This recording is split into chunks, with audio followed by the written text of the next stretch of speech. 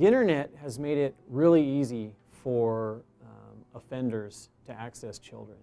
You know, police officers 20 years ago would be trained to look for suspicious people in the parks who were hanging out where kids were hanging out but didn't have any kids of their own. Now offenders can sit at home in the privacy of their house and they can contact hundreds of kids a day without anyone even seeing their face or knowing exactly what they're doing. There are two types of groups who are most at risk for being exploited on the internet.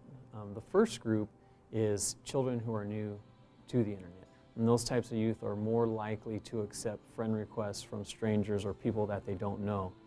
That makes them a very easy target. Social network sites such as MySpace and Facebook has made this exploitation offenses generally far more prevalent. Computers and social media has made that essentially a window into your home.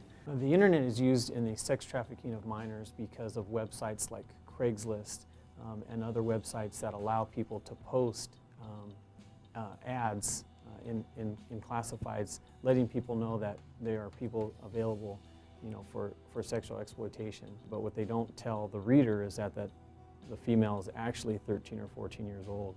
So the invention of the internet has really made law enforcement's job difficult, and it's made offenders' job very easy when it comes to contacting children online. San Diego Internet Crimes Against Children Task Force is a multi-jurisdictional team.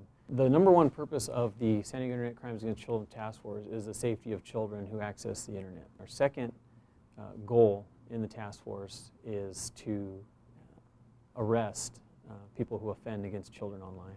It's very difficult to prosecute. As a prosecutor, these individuals pick on the most vulnerable people of our society, our children. They need to be held accountable for what their actions do to the children themselves, the families, and the communities in which we reside. Demand requires or supports younger and younger children being involved in this. I would say the most difficult part of my job is talking to children who have been victimized. There's a child who's been abused, who's going to be scarred for the rest of their lives. On one level would be the physical damage, broken bones, scars, bruising.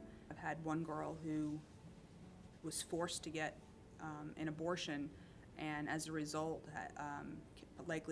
unlikely to have children in the future because of the numerous beatings and the forced abortion that she had. On another level, more long-lasting perhaps after wounds have healed, is the mental damage. And that is the feeling of low self-esteem, lack of self-worth, feeling that, you know, that they're nothing, that they're dirt. And it's a huge obstacle for them to be able to move forward from the offense. The most important thing that can be done when it comes to protecting youth from child exploitation on the internet is education and parent involvement. Know where your kids are, know who your kids are hanging out with. And I'm not just talking about in person, I'm talking about online, through various social media. If a child is educated, they're taught do's and don'ts of the internet, they're more likely to make good decisions while they're online. And a lot of kids get in trouble simply because they're making bad decisions online. If something happens to you when you're online that you're not comfortable with, you need to report it. You need to tell somebody about it so we can get it to stop and so that it doesn't happen to another youth who goes online.